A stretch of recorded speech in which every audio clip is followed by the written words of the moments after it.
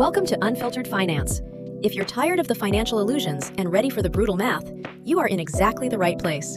Let's dive in. In January 1877, a freezing winter wind swept across New York. The wealthiest man in the world, Cornelius Vanderbilt, had just drawn his last breath. He left behind a fortune of $100 million.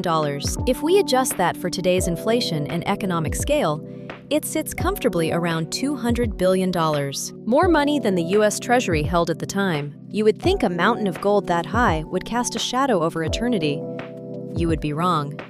Fast forward exactly 96 years to 1973. 120 Vanderbilt descendants gathered at Vanderbilt University for a family reunion. When they quietly tallied their net worths, a chilling realization swept through the room. Out of 120 heirs to the greatest financial empire in human history, there was not a single millionaire left among them. From $200 billion to absolute zero in less than a century. This is not just a historical anomaly.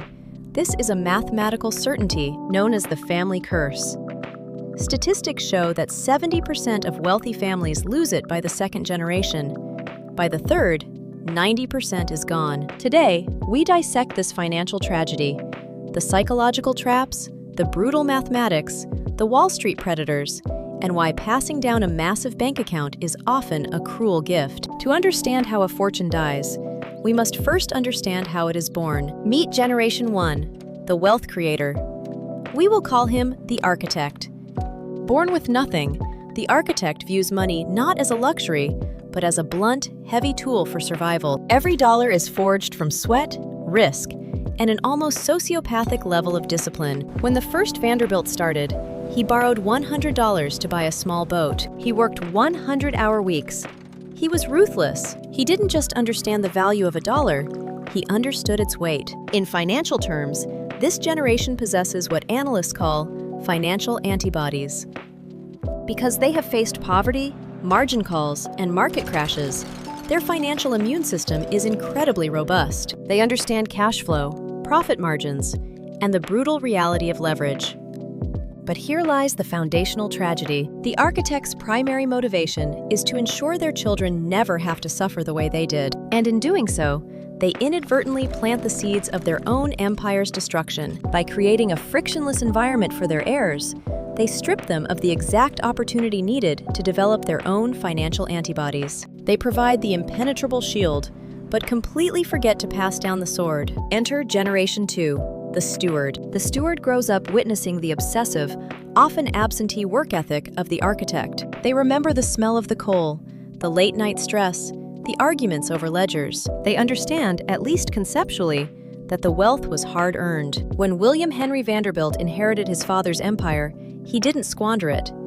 In fact, he was a brilliant manager who doubled the fortune to nearly $200 million. The steward is usually conservative. They diversify assets, they buy government bonds, they hire the right accountants, but there is a subtle, dangerous shift in their operating model. The steward's identity is tied to protecting the legacy, not building it. They play defense. And while they maintain the financial fortress, they begin to drastically elevate the family's lifestyle. The modest home becomes a mansion. The public schools become elite European boarding schools. The baseline of what is considered a normal standard of living rises exponentially. The steward successfully defends the empire from external market threats, but they fail entirely to protect it from the internal psychological conditioning of Generation 3. And now, the turning point.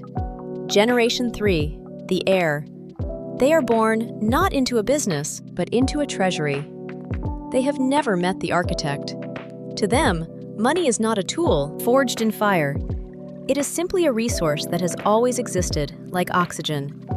They live in a golden cage. Let's look at this through the lens of behavioral finance. A massive, unrestricted trust fund fundamentally rewires the human brain's dopamine reward system. Normally, we get a dopamine hit from overcoming obstacles and achieving goals. But when a 21-year-old receives a dividend check for $50,000 every month for doing absolutely nothing, the connection between effort and reward is completely biologically severed. This creates purpose paralysis. The third generation didn't build railroads. They built 70-room summer cottages in Rhode Island just to compete with their cousins.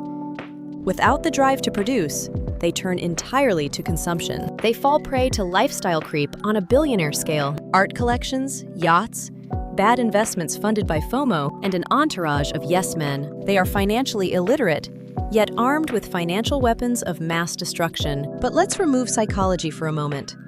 Let's look purely at the cold, hard mathematics. Even if Generation 3 were perfectly disciplined, the empire is mathematically doomed by multiplication. Let's assume the architect leaves an estate of $100 million.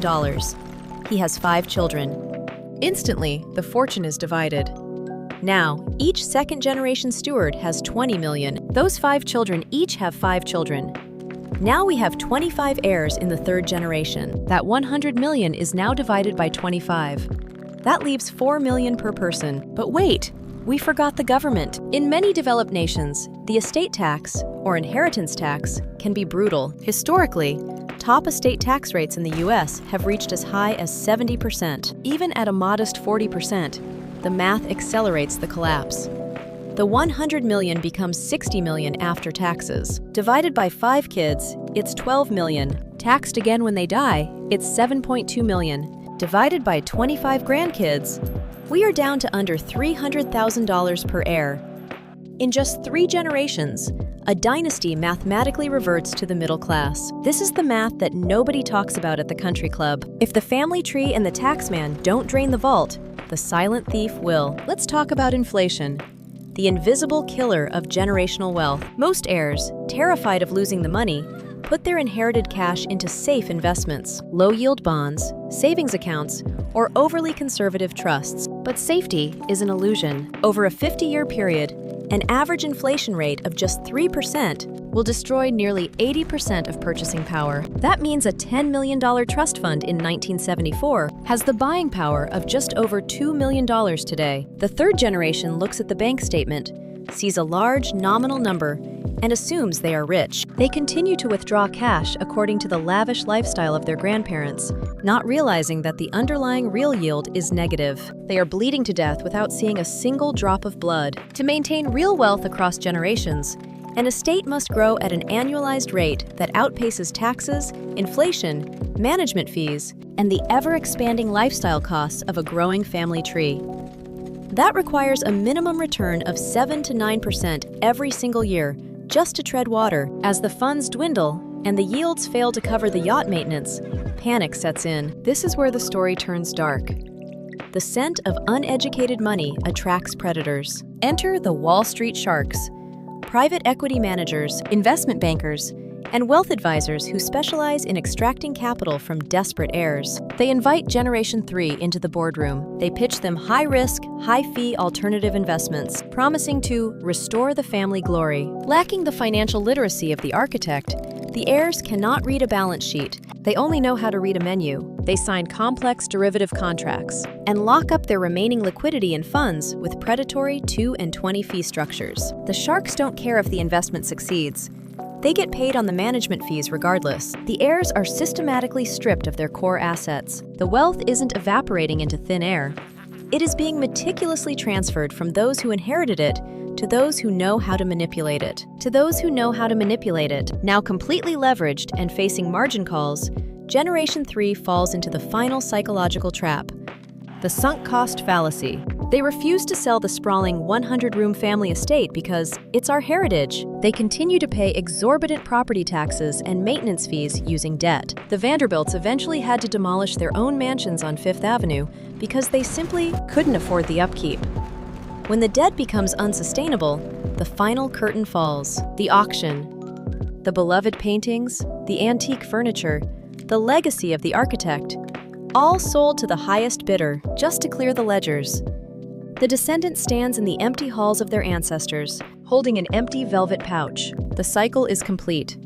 From dust to an empire of iron, to a golden cage, and back to dust. The tragedy isn't just the loss of money, it's the realization that they were given everything, except the knowledge of how to keep it. But the statistic is 90%. What about the remaining 10%? How do families like the Rockefellers or the Rothschilds survive the centuries? The answer is a radical paradigm shift. The 10% do not pass down money.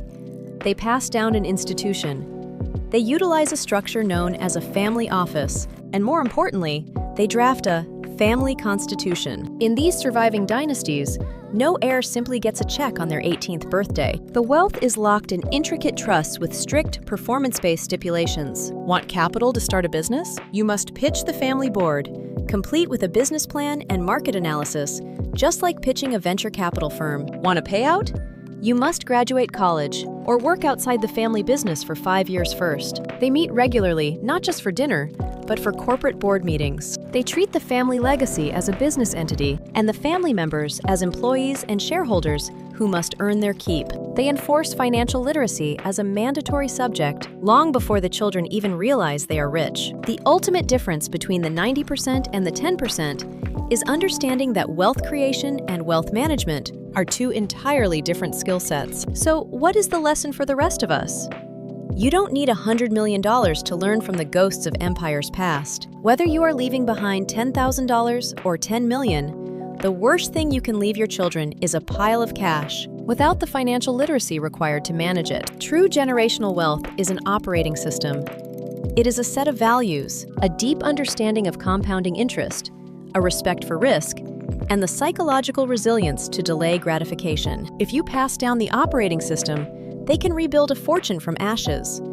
If you only pass down the money, they will inevitably turn the empire into dust. The architect creates, the steward maintains, but only the educated survive. If you value the brutal truth over financial illusions, then hit subscribe today. To see how this math applies to your next move, click the video on your screen. I will see you there.